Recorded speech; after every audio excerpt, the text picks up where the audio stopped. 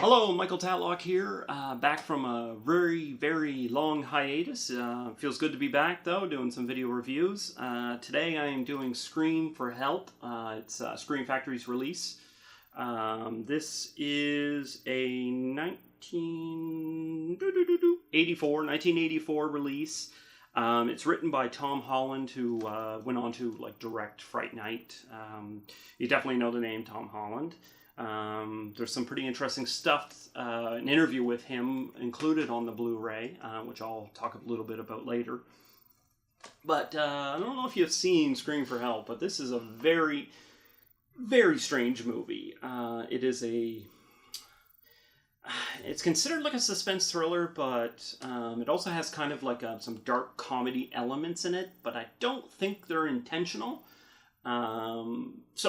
Story of Scream for Help is Christy thinks her stepfather is trying to kill her mother, and no one believes her. The kind of like the boy who cried wolf type story, but what do you know? He actually is trying to kill her.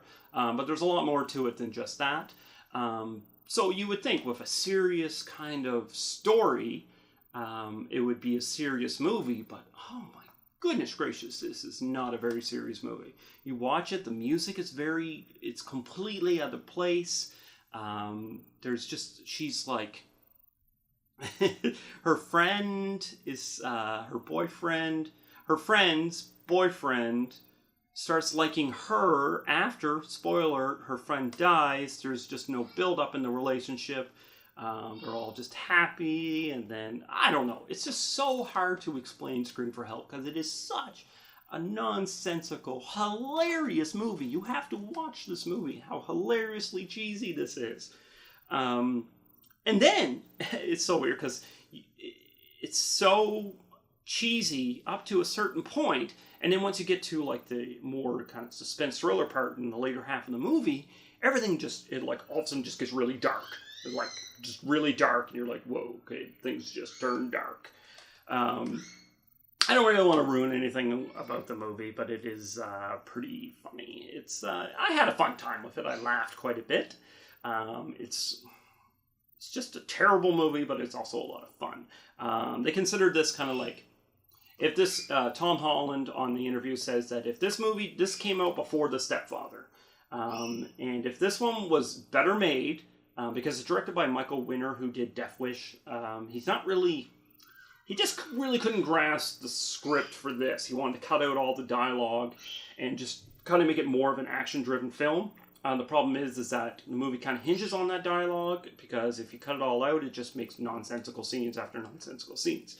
So it didn't really work that well. But Tom Holland was saying that if this did really well, if he kept the script the same, they would have been talking more about Scream for Help than they would have talked about Stepfather. Maybe. I don't know if that's true.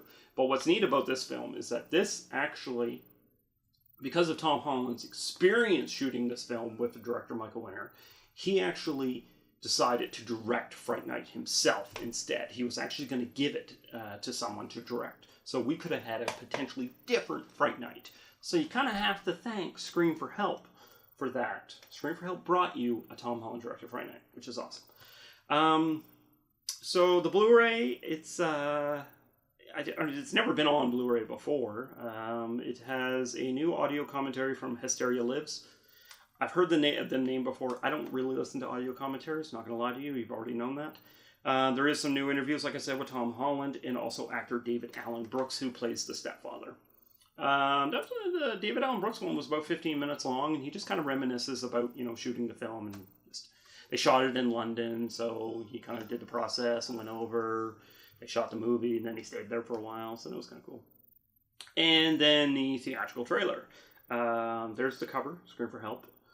It says, "First he tried to kill Mom, now he's after me, but no one believes me."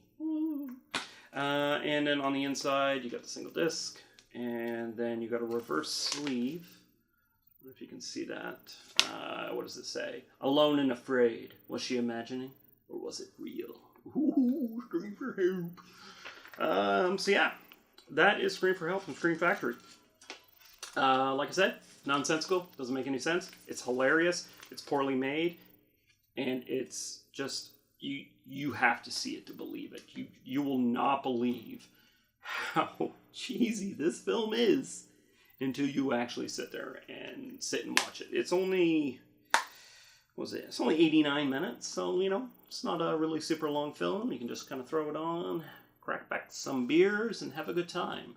So that is my review of Scream for Help. Well, review. Not really a review, just want to sit and talk about it. I think you should pick it up. It's a lot of fun. Thanks for watching, and I hope to do lots more video reviews. Have a great day.